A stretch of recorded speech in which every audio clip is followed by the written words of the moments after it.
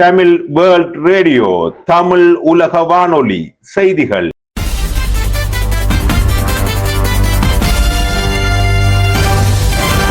தலைப்புச் செய்திகள். வணக்கம். தமிழுலக வானொலியின் மதிய நேர பிரதான செய்திகளோடு இணைந்து கொள்ளும் நான் லபிதா தர்மசீலன். செம்மணி மனித புதைகுழிக்கு நீதி கோரி சிந்துபாத்தி மயானம் ஒன்றலில் போராட்டம். கேப்பாப்பிளவு காணி வெடிவிப்பு போராட்டம் 37வது நாளாக இன்றும் தொடர்கிறது. மூதூரில் தன்னார்வ தொண்டர்கள் கொல்லப்பட்ட சம்பவத்தின் நீதி தாமதிக்கப்படுவதற்கு மனித உரிமைகள் கண்காணிப்பகம் அதிருப்தி. காசாவில் 60,000 சிறுவர்கள் பெற்றோரை இழந்துள்ளார்கள். காசா சுகாதார அமைச்சு தெரிவிப்பு. அர்ஜென்டினா அணி வீரர்களுக்கு எதிராக FIFA ஒழுக்காற்று நடவடிக்கை.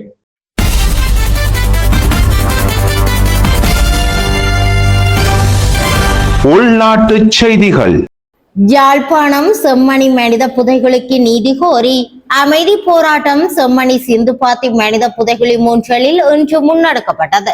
யாழ் மறைமாவட்டத்தின் நீதி சமாதான ஆணைக்குழுவின் ஏற்பாட்டில் இந்த அமைதி வழி போராட்டம் முன்னெடுக்கப்பட்டது. அடியாலை புனித யூதா தேயி சொரூபம் முன்பாக ஒன்று கூடிய போராட்டக்காரர்கள் A9 வீதியூடாக சிந்துபாத்தி மயானம் முன்றல் வரை பேரணியாக சென்றனர். பின்னர் அங்கு மனித புதைக்குழியில் புதைக்கப்பட்டவர்களுக்கு நீதி கோரி அமைதி வழி போராட்டத்தில் ஈடுபட்டனர். முல்லைத்தீவு கேப்பாப்பிளவு மக்களின் காணி விடுவிப்பு போராட்டம் 37வது நாளாக இன்றும் தொடர்ந்து இடம்பெற்று வருகிறது. கேப்பாப்பிளவு 59வது இராணுவ முகாம் முன்பாக இந்த போராட்டம் இடம்பெற்று வருகிறது. கேப்பாப்பிளவு பகுதியில் 55 குடும்பங்களுக்கு சொந்தமான 59.5 ஏக்கர் காணிகளை விடுவிக்க கோரியே இந்த போராட்டம் இடம்பெற்று வருகிறது. திருகோணமலை மூதூரில் சர்வதேச தன்னார்வ தொண்டு நிறுவன பணியாளர்கள் 14 பேர் சுட்டுக் கொல்லப்பட்டு 20 ஆண்டுகள் கடந்தும் அதனோடு தொடர்புடையவர்கள் இதுவரை சட்டத்தின் முன் நிறுத்தப்படவில்லை என மனித உரிமைகள் கண்காணிப்பகம் கடும் அதிருப்தி வெளியிட்டுள்ளது.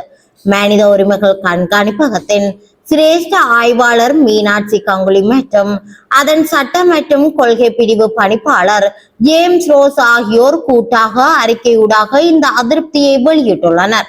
மூதூர் பகுதியில் கடந்த 2006ஆம் ஆண்டு ஆகஸ்ட் மாதம் 4ஆம் திகதி பிரான்சை சேர்ந்த ஆக்சன் அகைன்ஸ்ட் ஹங்கர் என்ற சர்வதேச அரசு சார்பற்ற நிறுவனத்தின் 14 பணியாளர்கள் கொல்லப்பட்டிருந்தனர்.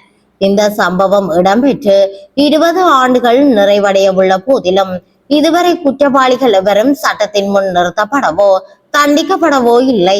இலங்கை அரச படைகளுக்கும் விடுதலை புலிகளுக்கும் இடையே மூதூர் பகுதியில் தீவிர மோதல் இடம்பெற்ற காலத்தில் சுனாமி நிவாரண பணிகளில் ஈடுபட்டு வந்த இந்த பணியாளர்கள் தமது அலுவலக வளாகத்துக்குள் முடங்கினர்.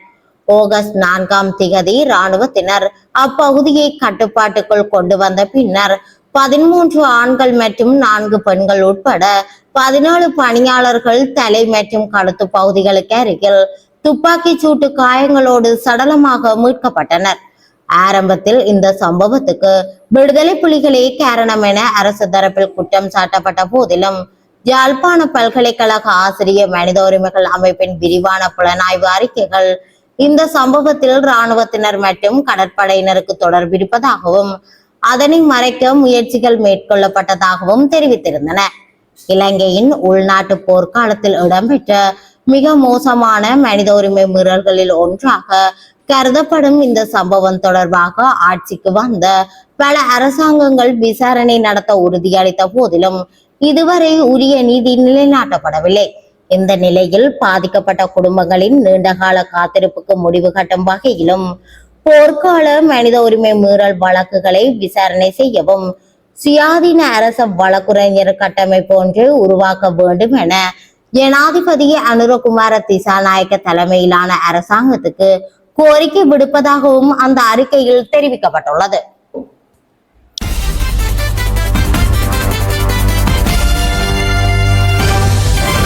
வெளிநாட்டு செய்திகள். 2026ஆம் ஆண்டு FIFA உலக கிண்ண கால்பந்து போட்டி வெற்றிகரமாக நிறைவடைந்துள்ள நிலையில் அர்ஜென்டினா அணி மற்றும் வீரர்கள் மீது FIFA ஒழுக்காற்று நடவடிக்கை எடுத்துள்ளது. அர்ஜென்டினா அணி கலந்து கொண்ட பல்வேறு போட்டிகளில் பல இடங்களில் விதிமீறல்கள் நடைபெற்றிருப்பதாக கூறி FIFA இந்த முடிவை எடுத்துள்ளதாக தெரிவித்துள்ளது. அதில் பாரபட்சமான கோஷங்கள் மற்றும் சைகைகள், போட்டியை தாமதமாக ஆரம்பித்தல், போட்டி மற்றும் பாதுகாப்பு நெறிமுறைகளை பின்பற்ற தவறுதல் ஆகியவை குற்றச்சாட்டுகளாக முன்வைக்கப்பட்டுள்ளன. மேலும் அர்ஜென்டினா அணியின் நாகுவல் மொலினா, லியாண்ட்ரோ பாரடேஸ், தியாகோ அல்மாடா மற்றும் உதவி பயிற்சியாளர் ராபர்டோ அயலா மற்றும் ஸ்பெயின் அணி வீரரான பாப்லோ மார்டின், பாயிஸ் கவிரா ஆகியோர் மீது ஒழுங்கு நடவடிக்கை குற்றச்சாட்டு சுமத்தப்பட்டுள்ளன.